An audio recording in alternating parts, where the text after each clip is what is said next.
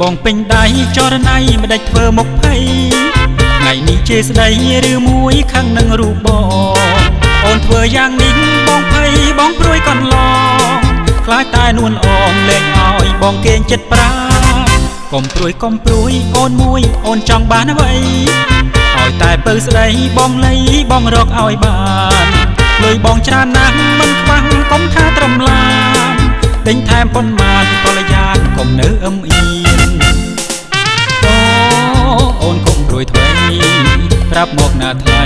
បងលេទិញឲ្យស្រីព្រាមប្រាប់មកស្រីកុំនៅស្ងៀមលុយបងរាប់លានទុកជូនកលយ៉ា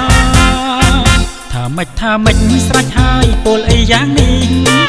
បើត្រឹមឡានជីងបងទិញជឿគេឲ្យបានហើយអ្វីអូនថាអូនចង់តែនៅវិមានស្ដាប់ឮពាក្យភ្លៀងដូចជាមិនសូវស្រួលសោះ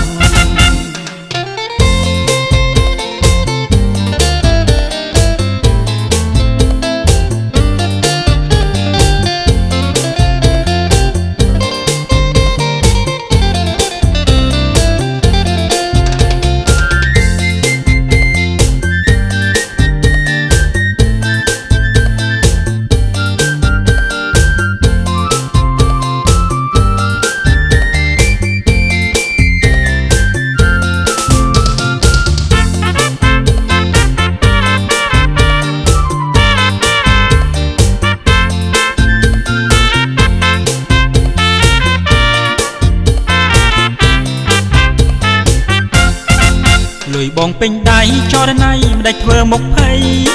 ថ្ងៃនេះជេរស្ដីឬមួយខាងនឹងរូបបងអូនធ្វើយ៉ាងនេះបងភ័យបងព្រួយកន្លងខ្លាចតែនួនអងលែងឲ្យបងគេងចិត្តប្រាកុំព្រួយអូនមួយអូនចង់បានអ្វី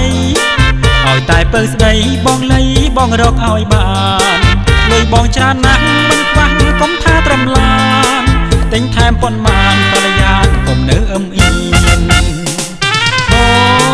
អូនកុំព្រួយធ្វើប្រាប់មកណាថ្លៃបងលេទិញឲ្យស្រីព្រាមប្រាប់មកស្រីកុំ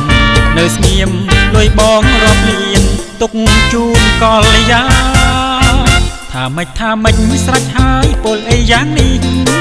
បើត្រឹមឡានជីងបងទិញជឿគេឲ្យបា